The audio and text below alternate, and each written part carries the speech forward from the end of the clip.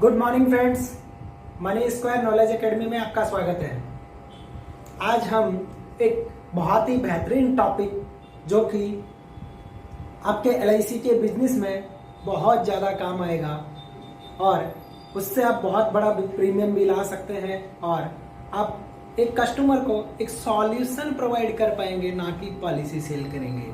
Solution provide करने का मतलब ये होता है कि आप बड़ा बिजनेस या कस्टमर की नीड के अकॉर्डिंग आप उसको इंश्योरेंस या उसकी फाइनेंशियल प्लानिंग कर पाएंगे। आइए दोस्तों, चलते हैं अपना नीड एनालिसिस प्रोसेस पे। नीड एनालिसिस प्रोसेस पार्ट 1 ये टोटली प्रोसेस है, कोई छोटा टॉपिक नहीं है। नीड एनालिसिस करना एक प्रोसेस है, एक प्रोसेस के माध्यम से ही अपने को जाना रहता है। जैसे आपने देखा होगा कि नीड एनालिसिस, किसी डॉक्टर के पास अपन जाते हैं और डॉक्टर के पास जाने के बाद डॉक्टर ऐसे नहीं बोलता है अभी तो ये दवाई बहुत चल रही है, ये ले लो आप। नहीं, पैरासीटामोल बहुत चल रहा है, कोई सी बीमारी कोई सी भी हो, पैरासीटामोल बहुत चल रहा है। आप यही गलती करते हैं कि रेडीमेड सॉल्यूशन आप देते हैं। बॉस्टर ले जाते हैं, पैम्पलेट ले जाते हैं और उसको दे देते हैं, रुपया 100 रुपये डेली के बचाओ, 15 साल तक बचाओ, 21 साल पे इतना पैसा। वो रेडीमेड सॉल्यूशन नहीं चाहिए उसको। जितना पैसा परफेक्ट बनता है उतना ही पैसा आपको देना है। जो उसको नीड है वही आपको क्रिएट करनी है कि उसको इतना पैसा चाहिए, उतना ही देना है।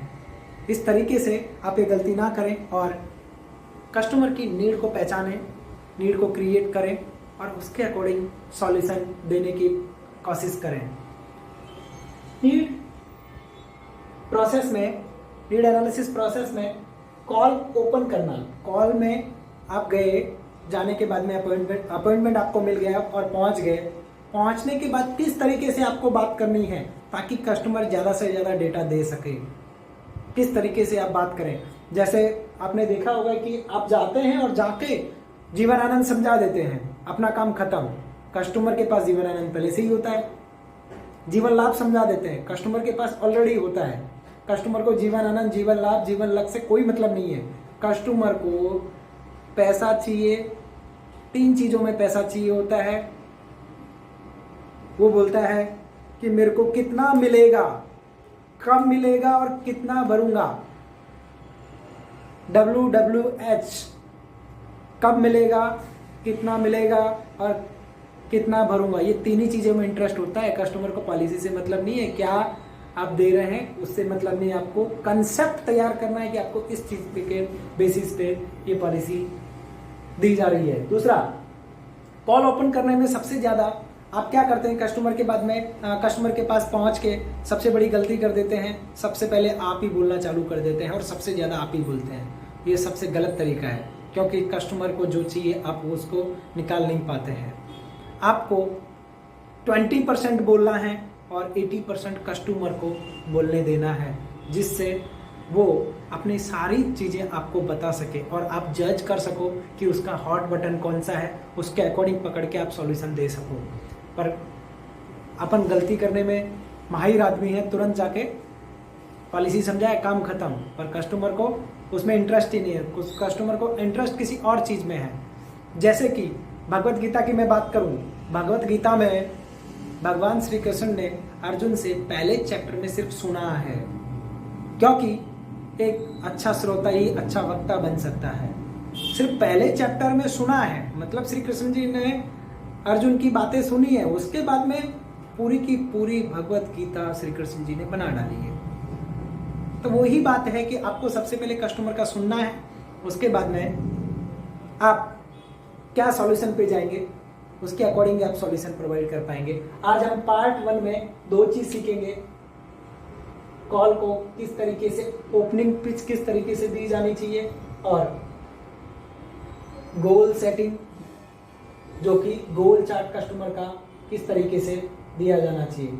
इस नीड एनालिसिस के, क्योंकि ये बहुत बड़ा टॉपिक है तो हम 2 पार्ट बनाएंगे। पहला पार्ट आपका नीड एनालिसिस प्रोसेस का गोल, कॉल ओपन पिच, देन गोल चार्ट। कॉल ओपन पिच में मैं बहुत सारी चीजें आपको बताने वाला हूं। Call open pitch, call open में जैसे आपके कस्टमर से बात हो गई, सबसे पहले आपका कस्टमर के पास गए, उनको गुड मॉर्निंग बोला और वहाँ जाके आप बैठ गए। आपकी पहले फ़ोन पे बात हुई है कि मेरे को इस पर्पज़ से मिलना है, तो ठीक है, तो कस्टमर को आप डायरेक्ट भी पूछ सकते हैं कि सर मेरे को इस प्रोसेस को कंप्लीट करने के लिए कुछ डेटा चाहिए होंगे, वो डेटा आप मुझे दीजिए। यदि कस्टमर डेटा देने में असमर्थ है और वो बोलता है कि नहीं नहीं नहीं नहीं डेटा मैं नहीं दूंगा, तो फिर आप उसको दूसरा क्वेश्चन करिएगा, सर जीवन बीमा के बारे में, इंश्योरेंस के बारे में आप क्या जानते हैं। पहला सवाल आप पूछेंगे, जीवन बीमा के बारे में या इंश्योरेंस के बारे में आप क्या जानते हैं। तो कस्टमर बोलेगा, आपको सुन लेना है, फिर आपको बोलना है कि सर मैं आपको वो चीज़ें बताने आया हूँ, भाई मैं आपको वो चीज़ें बताने आया हूँ जो आपको नहीं पता थी, जो आपने बताया वो आपको पता थी, जो नहीं पता थी वो मैं आपको बताने आया हूँ। आपने जो बताया उसके अलावा बहुत सारी चीज़ें इंश्योरेंस में होती है, उनके ऊपर मैं बात करने वाला हूँ। अब इस तरीके से आप बात करेंगे ना, तो वो अपनी सारी चीज़ें धीरे धीरे धीरे धीरे निकालने की कोशिश करेगा, अपने साथ कनेक्ट होने की कोशिश करेगा। यदि कस्टमर ये बोलता है तो ठीक है, बाकी फिर भी बोलता है नहीं नहीं यार मेरे पास तो पहले से पॉलिसी है, क्योंकि कस्टमर महान होता है, एक पॉलिसी को 50 जगह गिनाता है, नहीं मेरे लिए तो मेरे पास तो है, मेरे पास तो है, मेरे पास तो है। तो इसके लिए आपको दूसरा सवाल ओपन करना है। यदि पहले सवाल में कनेक्ट नहीं होता है तो दूसरा सवाल ओपन करना है, दूसरे सवाल में पूछना है, सर आपने जो पॉलिसी पहले ऑलरेडी लिया है वो पॉलिसी का कोई लेने के 3 कारण या 5 कारण या 4 कारण आप बताएंगे कि किस कारण से लिए। तो कस्टमर ज़्यादातर बोलता है नहीं ये एजेंट आया था तो वो दे गया, नहीं मेरा बुआ का लड़का मामा का लड़का काम करता है इसलिए वो ज़बरदस्ती दे दिया है। पहला सवाल का आंसर ये रहेगा। दूसरा रहेगा उसका, मैंने सेविंग के लिए लिया है, मैंने टैक्स बेनिफिट के लिए लिया है, मैंने बच्चे की एजुकेशन के लिए लिया है। जो भी वो कारण बताए आपको सुन लेना है। देन क्योंकि इतनी सारी चीज़ें कोई भी आदमी कवर करके नहीं रखता है, बहुत सारी चीज़ें कवर करनी होती है, वो 4-5 चीज़ें बताएगा, इससे ज़्यादा नहीं बता पाएगा। देन आपको फिर बोलना है कि सर इसके अलावा भी बहुत सारे महत्वपूर्ण कारण हैं, उन पे आज हम बात करेंगे। उसके अलावा भी बहुत सारे महत्वपूर्ण कारण हैं, उन पे हम आज बात करेंगे। तो आप जानते ही हैं कि महत्वपूर्ण कारण क्या क्या है, उन पे आप बात करना स्टार्ट कर दीजिए यदि वो कनेक्ट हो जाता है तो। अब आपको एक और मैं चीज़ बताऊंगा कि आपको डाउट है कि ये कस्टमर टेढ़ा हो सकता है, पता नहीं क्या होगा क्या नहीं होगा, क्योंकि आप जाएंगे तो कस्टमर के बारे में थोड़ा बहुत एनालिसिस तो करके जाएंगे। और एनालिसिस करने का मैं एक तरीका आपको बता देता हूँ। किसी भी कस्टमर से, अननोन कस्टमर से भी बात हुई है तो सबसे पहले आप उसको फेसबुक पे, ट्विटर पे, इंस्टाग्राम पे ढूंढने की कोशिश करिए। उससे फ़ायदा क्या होगा कि उसका सीनियरिटी आपको मालूम चलेगा कि बंदा किस तरीके का है। मान लो कोई डेली चाय पीने जाता है तो भी फ़ोटो डालता है, तो वो उसका मतलब है कि एंटरटेन मूड का है। डेली कोई भी फ़ोटो नहीं डालता। जो भी चीज़ें प्रोफेशनल होती है और उससे बिजनेस से रिलेटेड कोई भी फ़ोटो या कोई भी कमेंट्स या कोई भी चीज़ें वो फेसबुक पे या इंस्टाग्राम पे रखता है, तो इसका मतलब ये हुआ कि वो प्रोफेशनल आदमी है और उसको काम की चीज़ें ही पसंद होती है, ज़्यादा चीज़ें पसंद नहीं होती हैं। तो इस तरीके से आप जज कर सकते हैं थोड़ा बहुत कि उसके सामने अपने को कैसे बात करनी है। तो मैं आपको बता रहा था कि कस्टमर आपको लगे कि टेढ़ा हो सकता है, कनेक्ट नहीं होगा, कन्विंस नहीं होगा, तो आप पहले शब्द में ही जब आप एंट्री मारते हैं तब से ही उस पर वार करना चालू कर दीजिएगा। ये खतरनाक भी हो सकता है, क्योंकि ये जो ट्रिक है वो डेंजर ट्रिक है, पर सक्सेसफुल भी हो सकती है। 100% सक्सेसफुल हो सकती है, पर आपको तरीका यूज में लेना आना चाहिए। पहले जाते ही आपको बोलना है कि सर कैसे हैं आप। पहला सवाल उससे क्या पूछेंगे, सर कैसे हैं आप। जनरली जवाब आता है कि मैं ठीक हूँ, आप कैसे हैं। मैं ठीक हूँ, आप कैसे हैं। जब उसने ये बोला कि मैं ठीक हूँ, आप कैसे हैं, तो आपको स्टार्ट हो जाना है। अरे सर हमारा तो क्या है, बहुत हालत खराब है, बहुत फ्रस्ट्रेशन आ जाता है कभी कभी, तो कैसे धंधे में आ गए हैं हम, तो कस्टमर क्या बोलेगा, क्यों क्यों क्या हुआ, क्यों क्या हुआ? तो आपको बोलना है, अरे सर कैसे धंधे में आ गए, कैसे इंडस्ट्री में आ गए हैं, साला मैच्योरिटी खुद का, डेथ हो जाए तो बेनिफिट परिवार का, टैक्स बेनिफिट खुद का, और सेविंग अपनी, परमानेंट डिसेबिलिटी आ जाए तो अपनी, और क्रिटिकल इलनेस राइडर आ जाए तो कस्टमर का, तो भी सर समझाना हमको पड़ता है, फिर भी कस्टमर नहीं मानता है। और सर आप दुनिया में ऐसे ऐसे लोग देखेंगे, अब आपको कनेक्ट करना है उससे कि ये बात उसके ऊपर थोपनी है, दूसरा का एग्जाम्पल देके। सर आप दुनिया में ऐसे ऐसे लोग देखेंगे कि बोलते हैं कि मेरे पास तो बीमा है, मेरे पास तो बीमा है, और बीमा को हर बार बोलते रहेंगे, कितनी बार गिना देंगे कि पॉलिसी को, मेरे पास तो बीमा है। और जब मैं उनसे पूछता हूं कि आपका घर का खर्चा कितना है, तो बोलता है 25,000 रुपया महीना या 50,000 रुपया महीना खर्चा है, जो भी आप मानो इतना खर्चा बताता है। और पॉलिसी उसकी जब निकालते हैं, पॉलिसी देखते हैं तो 10 लाख रुपए की पॉलिसी है। 10 लाख रुपए की पॉलिसी, 30,000 रुपये महीने का खर्चा, मतलब 25,000 रुपये महीने का खर्चा बोलता हूं, तो भी अप्रोक्स 3 लाख रुपया हुआ एक साल का। और यदि 50,000 मानता हूं तो 6 लाख रुपया हुआ। अब यदि उसकी डेथ हो जाती है तो उसकी फैमिली 10 लाख रुपए में कितना दिन चलाएगी सर? 2 साल, 3 साल? फिर उसके बाद में उसके परिवार को क्या दर दर भटकना पड़ेगा? क्या भीख मांगनी पड़ेगी या मंदिर में जाके रहना पड़ेगा? चलो छोड़ो सर, कोई बात नहीं है, ये तो दुनिया की बात अपन क्यों करते हैं, जाने दीजिए। सर आप भी बोल रहे थे ना आपके पास पॉलिसी है पहले से, सर आपका कितना है? मतलब आपने इस पूरी पिच से क्या किया, उसके दिमाग पे वार किया, तुरंत दबा उसके दिमाग पे वार किया लगातार। सर आप बताइए आपके पास कितना इंश्योरेंस है, कितना पॉलिसी है? आप अपनी बात करते हैं, दुनिया की छोड़िए। चलो ठीक है, तो कस्टमर क्या हो गया, अभी कुछ बोल नहीं पाएगा क्योंकि उसने सब बातों में हाँ मिलाया है, तो यहाँ आपकी बात काट नहीं पाएगा। तो ये हमारे कॉल को ओपन करने की, कॉल की पिच को ओपन करने का तरीका हुआ कि कैसे आप ओपन करेंगे। इसके अलावा भी बहुत सारे तरीके हैं, बहुत सारे, कैसे भी आप ओपन कर सकते हैं। देन अभी आते हैं अपन उसके गोल चार्ट पे, यहाँ से वो कनेक्ट हो जाएगा। कनेक्ट होने के बाद में वो सारी चीज़ें बताने लगेगा कि सर बात तो सही है आपकी, मेरे पास भी कम है, तो कितना है बताइए। तो यहाँ पे आपको बोलना है कि सर मैं थोड़ी सी चीज़ें पूछूंगा जो आपको बतानी रहेगी, थोड़ी सी मैं जानकारी चाहूँगा। यहाँ आपको गोल चार्ट बनवाना है। उसका गोल चार्ट का मतलब उसकी ज़िंदगी में क्या क्या होने वाला है। मान लो उसकी एज अभी 30 ईयर्स है, उसकी एज 30 ईयर्स है, 30 ईयर्स एज से वो 60 साल तक की एज तक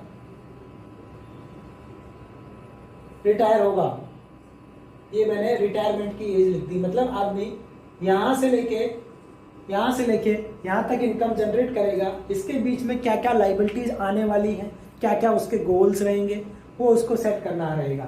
पहले बोलता है मेरे को, सबसे पहला कस्टमर बोलता है मेरे को, मान लो उसके 5 साल का, 30 साल के तो 5 साल का नहीं होगा, मान लो 2 साल की बेटी है या 2 इयर्स की बेटी है उसकी, मान लीजिए, और यहाँ पे उसका 4 साल का बेटा है, 4 इयर्स का बेटा है।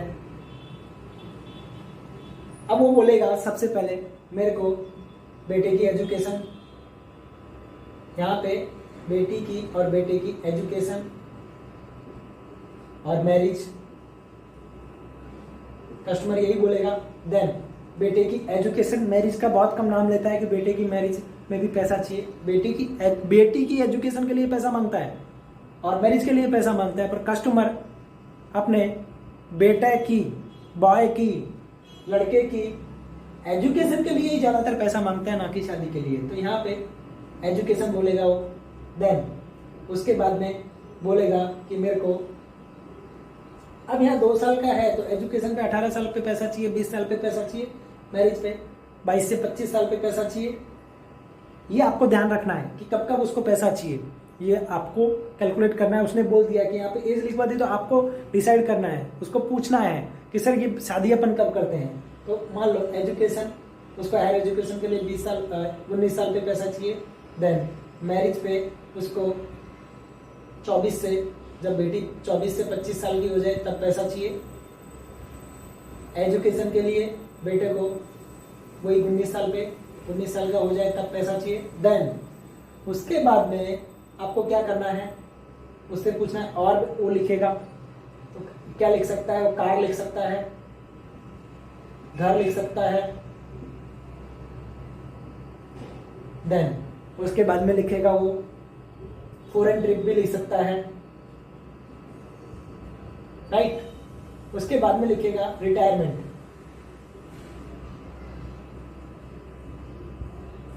ये जनरल चीजें होती हैं, इसके अलावा भी बहुत सारी चीजें हो सकती हैं। अब यहां उनसे पूछना आपको चालू करना है कि सर एजुकेशन में कितना खर्चा होगा। मान लीजिए वो आज की डेट में एजुकेशन में, लड़की की एजुकेशन में वो बोलता है कि मेरे को 5 लाख रुपया चाहिए, मैं मिनिमम लेके चल रहा हूं। मैरिज में बोलता है कि मेरे को 10 लाख रुपया चाहिए। आज के हिसाब से फ्यूचर में क्या होगा वो बाद में डिसाइड करेंगे कि फ्यूचर में कितना चाहिए, वो डिसाइड करेंगे। आज के हिसाब से 5 लाख रुपया खर्चा हो रहा है तो आज के 20 साल बाद, 18 साल बाद कितना पैसा लगेगा वो अपन अपने आप कैलकुलेट कर देंगे। देन 19 साल के बाद ये बोलता है बेटे के लिए भी मेरे को 5 लाख रुपया चाहिए। कार के लिए बोलता है कि मेरे को 7 लाख रुपया चाहिए। घर के लिए बोलता है मेरे को 25 लाख रुपया चाहिए। फिर वो बोलता है फॉरेन ट्रिप के लिए मेरे को 3 लाख रुपया चाहिए, घूम के आना है। फिर बोलता है रिटायरमेंट पे मेरे को पेंशन चाहिए 20,000 रुपया मंथली। ये सारी चीजें उसने दिया। अब कस्टमर को ये पूछना है सर इसमें से सबसे पहली प्रायोरिटी आपकी क्या है, मेन प्रायोरिटी क्या है, पहले प्रायोरिटी वाइज आपको इसमें से डिसाइड करवाना है। अब कस्टमर बोलता है नहीं यार, सबसे पहले तो मेरी प्रायोरिटी ये रहेगी कि मेरा बेटा बेटी अच्छे से पढ़ लिख जाए, हर किसी की यही होती है, फर्स्ट सेकंड। देन उसके बाद में मेरी बुजुर्ग अवस्था, रिटायरमेंट अच्छे से चल पाए, तीसरी ये होती है। देन कार आ जाए, घर आ जाए, ये चौथी पांचवी प्रायोरिटी पे होता है। अब आपको यदि वो प्रायोरिटी भी उल्टी सीधी लिखता है ना तो आपको फिर उसको याद करवाना है कि सबसे पहले रिटायरमेंट या बच्चों की एजुकेशन के लिए चाहिए पैसा। वो आपको सेट करवा सकते हैं उसको कि रिटायरमेंट के लिए क्यों चाहिए, क्योंकि सर आपने देखा होगा कि पीएफ जब भी जॉब लगती है तो पहली सैलरी से पीएफ काटना चालू कर देते हैं। क्या कारण है इसका, क्योंकि कहीं कहीं गवर्नमेंट या कोई भी जॉब कंपनी में जॉब कर रहे हैं उसका भी मोटो यही है कि आपका रिटायरमेंट खराब नहीं हो, इसलिए पहली प्रायोरिटी रिटायरमेंट होनी चाहिए। यदि वो उल्टी प्रायोरिटी लिखता है तो ये हुआ इसका टोटल गोल चार्ट कि 30 साल से आने वाली 60 साल की एज तक वो आदमी कितना पैसा और कितना पैसा किसमें चाहिए और कितना कब कब कब कब चाहिए, ये सारी उसकी प्रायोरिटी चाहिए। प्रायोरिटी बेस अपन ने डिसाइड कर दिया। कार कितने साल बाद चाहिए, 10 हाउस कितने साल बाद चाहिए, फॉरेन ट्रिप कब जाओगे, रिटायरमेंट 60 साल पे होना है, बच्चे की एजुकेशन और मैरिज तो अपने को पता चली गई कब कब होना है, कब कब होने वाला है। अब अपने को ज़्यादातर सॉल्यूशन देना है retirement, then child education, marriage और फॉरेन ट्रिप के लिए, घर के लिए। फॉरेन ट्रिप के लिए आप नहीं दे तो कोई दिक्कत नहीं है क्योंकि वो पैसा कहीं भी डाल सकता है इंश्योरेंस के अलावा। फॉरेन ट्रिप मान लो कहीं उसको यूएसए जाना है, यूएसए जाने के लिए पैसा एक ज़्यादा नहीं हुआ तो कनाडा जाके आ जाएगा, दुबई जाके आ जाएगा, क्या फ़र्क पड़ेगा उससे। कार चाहिए, मान लो कार के लिए आपने गारंटेड नहीं है, मान लो 7 लाख रुपए की कार लेनी थी, उसको पैसा इकट्ठा नहीं हुआ तो 3 लाख रुपए की, 4 लाख रुपए की भी ले सकता है। तो यहाँ एडजस्टमेंट कर सकता है वो। तो जहाँ एडजस्टमेंट कर सकता है उस जगह आपको पैसा रिस्क की जगह लगा सकते हो। पैसा रिस्क की जगह लगाने की आप उसको गारंटी दे सकते हो कि हाँ यहाँ आप रिस्क की जगह भी लगा सकते हो। जैसे म्यूचुअल फंड हुआ, डूब भी सकता है तो आ भी सकता है।